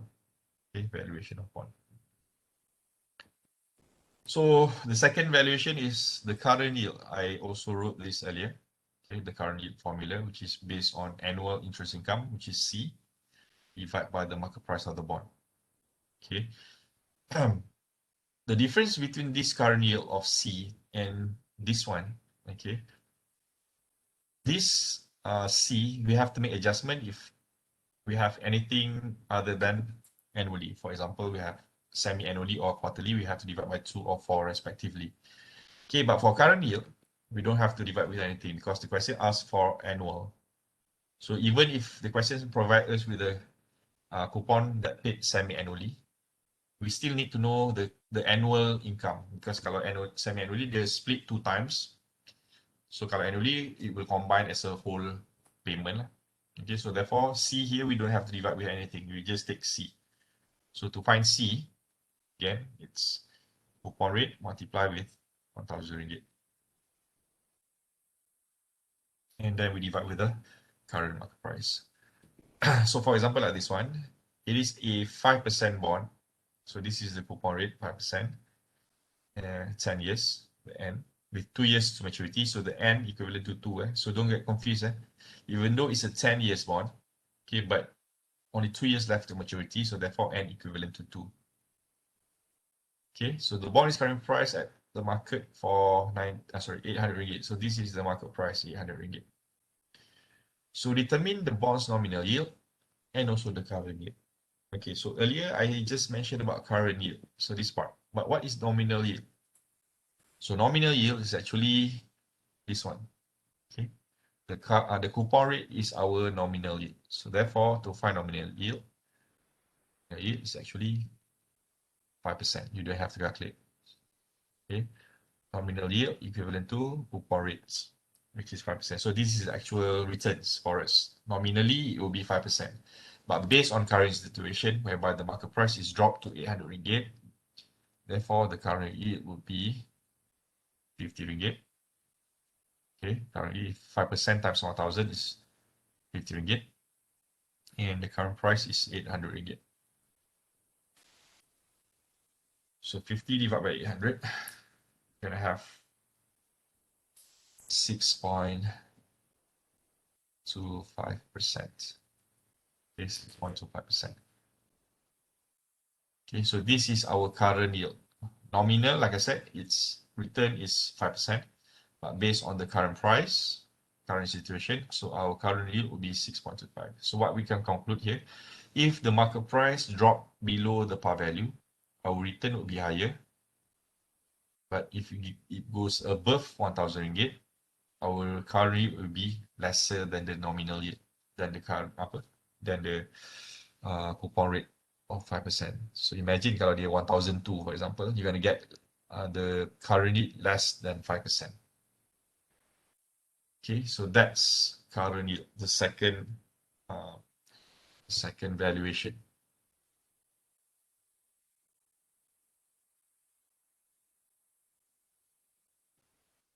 Okay, the third one of the important valuation is YTM, yield to maturity. Okay, so the formula is, again, the coupon. Again, we have to make adjustments if it's semi-annually, quarterly, or monthly. Okay, so the C we need to divide by M, and N we have to multiply by M, yeah? Or else we don't have to adjust anything kalau dia annually. So C plus with PV. PV is par value. Okay, par value, remember, par value always 1,000 ringgit. Minus the market price. So the market price can be premium or discount, doesn't matter. It can be above or below 1,000 ringgit, just minus. So there's a possibility of getting a negative here. Okay, don't worry. And we divide the difference here with N. And N again refers to how many years left to maturity. Okay, not the original value, the original maturity. We are looking at years remaining at left until maturity. Okay, and then we divide everything with the par value and market price divided by 2. So this is technically the average price of par with the market values. That's why we divide by 2 to find the average price. Okay, that's it. So we need the coupon, obviously. The par value is always 1,000. We need to know the market price, and we need to know the N, the maturity, left to maturity. And the bottom here is just a repetition, the same information that we have with PV and also MP. PV memang kita tahu 1,000 kan, so just MP. So technically we just need to know the coupon, market price, and the N. Then we can calculate YTM straight away. Okay, so just be careful if it's anything other than annually, then you need to make adjustment for your coupon and also for your N. So for example, question 1 here. Okay, bond AAA was issued 6 years ago. Okay, with 10 years maturity. So again, kalau you nampak in a timeline, originally it's a 10 years maturity, but it was issued 6 years ago. Okay, 6 years ago. So this is really important to determine the N, because N here is only 4 years to go. Okay, the maturity is only 4 years to go. So therefore, N is equivalent to 4. So the coupon rate is 10%. Okay, so the coupon rate is 10%. So this is our CR coupon rate. This is the market price, 900 ringgit. Okay, so calculate the YTM. Okay, calculate the YTM. I have enough space nak write kat sini. Bear with me sekejap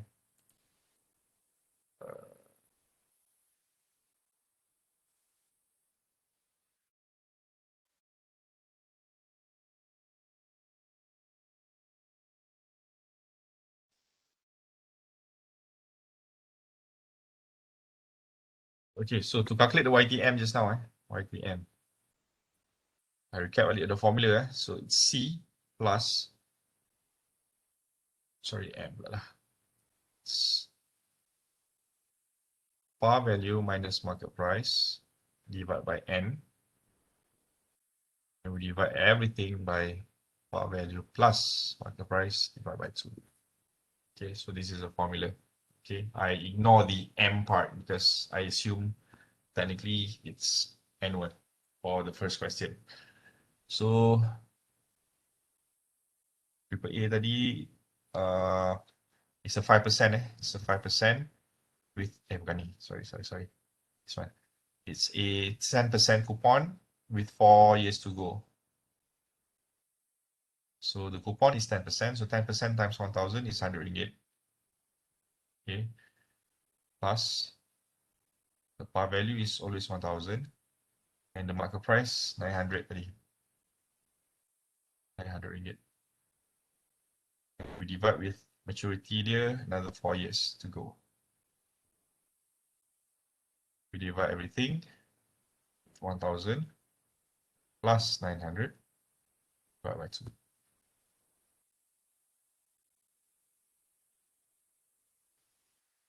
So solve the ones in the bracket first. 1,000 minus 900 is 100 ringgit. Divided by 4 is 25 ringgit. Plus 100, 125. And then we divide with the average. So 900. So here you get 13.6%. Okay, 13.16%.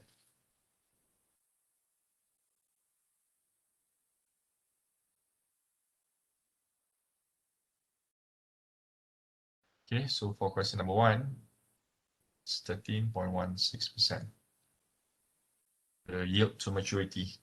Okay, the yield to maturity.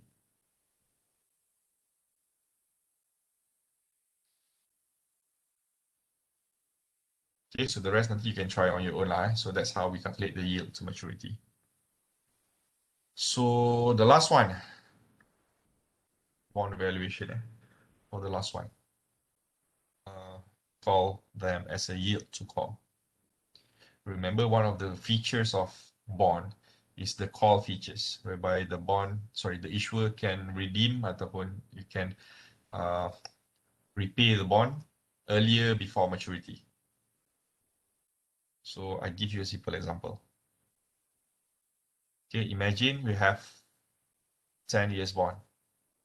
Okay, so mature here, 10 years bond. But in the contract, they specify that the bond can be recalled ataupun repaid in the 5th year. So this is what we call the call period during the 5th year. So what's the implication? Remember just now, when we do maturity, the N is how many years to maturity. So if you are here, okay, so the N would be 10 years for YTM. So when you want to find YTM, the N that you use in the formula is 10 years. But when we will calculate yield to call here, okay, we still have N, okay, but sometimes I might use NC kat sini to differentiate between N to maturity dengan N to call. So call here refers to how many years left to call date. Okay, how many years left to call date. So technically here the NC would be 5 years. In 5 years, because the first call date would be 5 years to go. Okay, kat sini you can put NC juga lah if you want, ya. Times M if necessary. Okay, so because the shape of the formula is the same. Okay, still coupon, okay, plus with, instead of par value, we use call price. Okay, we use call price minus market price divided by N or NC, which is here refers to how many years left to call. Okay, so in this case, based on this scenario, if the question asks to calculate YTM, we use 10 years, but if you use YTC, you're going to use NC of 5 years. And again, similarly, if we have to adjust, okay, meaning the question said the bond was issued 2 years ago. Okay, if the question add one sentence, the bond was issued 2 years ago. So what happened? So instead of you are here in year 0, you're shifting yourself to year number 2. You have to shift to here because it was issued 2 years ago. So therefore, your N now from year 2 until year 10 left with 8 years to go. So you have to make adjustment. Your N is not 10 years in total, but it's only left with 8 years to go. And your NC, which is how many years to call, will left with 3 years to go. Okay, 3 years to go. So that's the adjustment that you need to make. Okay, when we talk about yield to call. Okay, yield to call. Okay, so we divide with, again, call price plus market price divided by 2. So for example, like this. Okay, 10% coupon bond with a par value of 1,000 matures in 13 years. Currently sells at 920. So they call back after 8 years at 1,100 ringgit. Determine the YTC. So this is the call price, 1,001.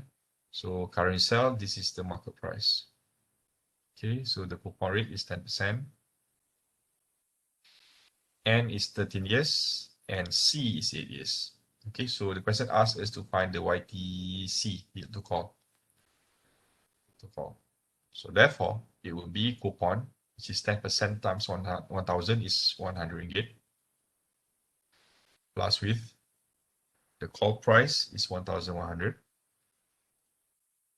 Okay, minus with the market price of 920. Divide with NC, which is 8 years. And we divide everything by the average price of call, 1,100, plus 920 divided by 2.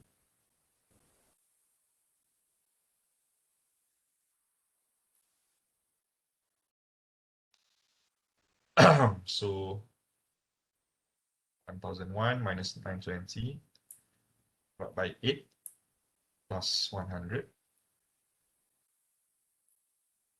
So here you have the YTC of 12.13%. Okay, 12.13%.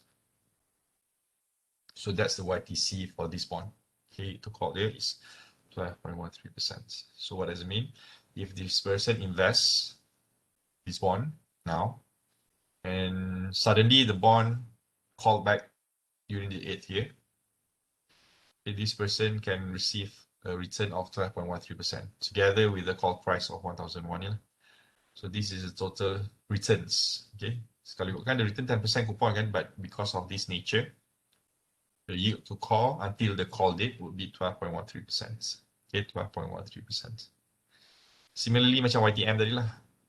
Okay, for YTM, for example, for this, if this person invests in this bond now during the 6th year, so if they keep the investment until maturity, because the name is yield to maturity, right? So if they keep until maturity, the return is equivalent to 13.16%. Okay, because this person can buy at cheaper price, 900 ringgit, together with the returns, which is the interest, together until principal of 1,000 at maturity. So the rate of return is equivalent to 13.16%. Okay, so that's the purpose of YTM and also YTC, to determine what would be the returns, the rate of returns, if we keep until maturity for YTM, or we keep until its call for YTC. Okay.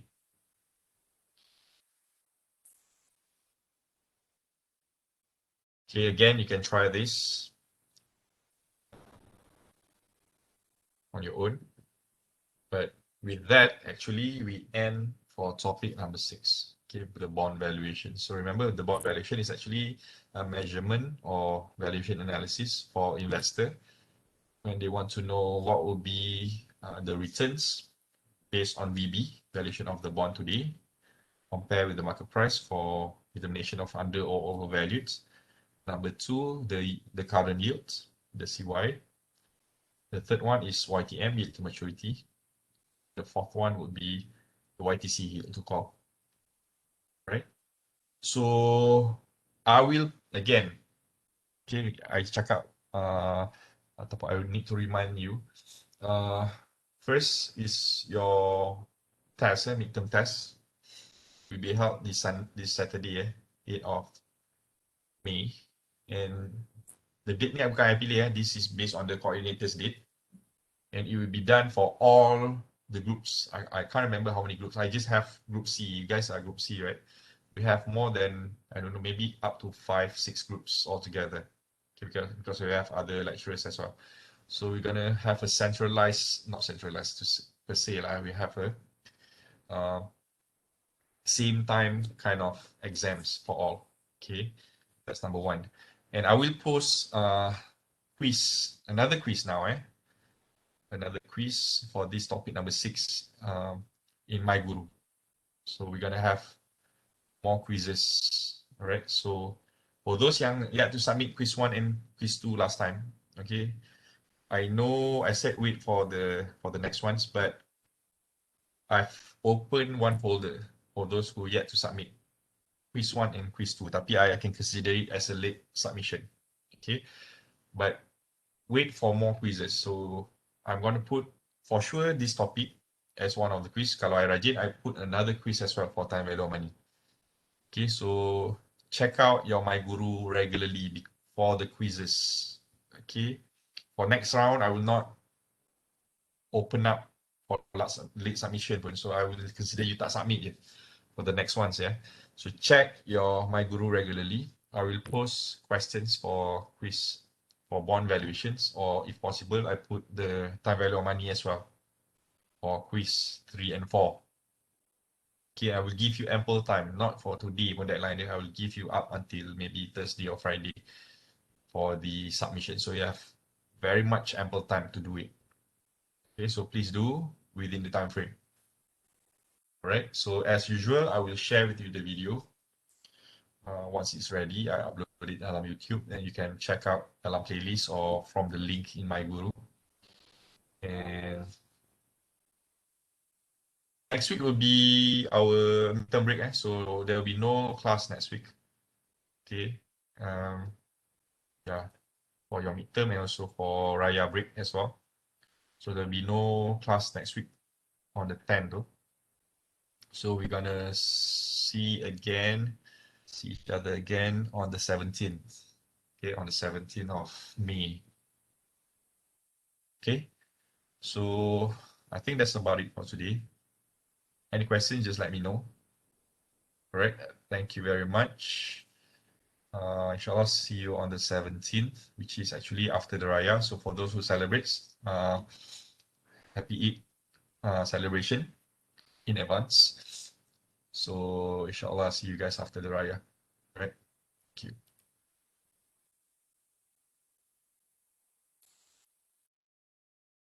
Thank you, Doctor. Thank you, Doctor. Okay. Thank you, Doctor. Right, Thank you, Doctor. Thank you. all right. Thank you, Doctor.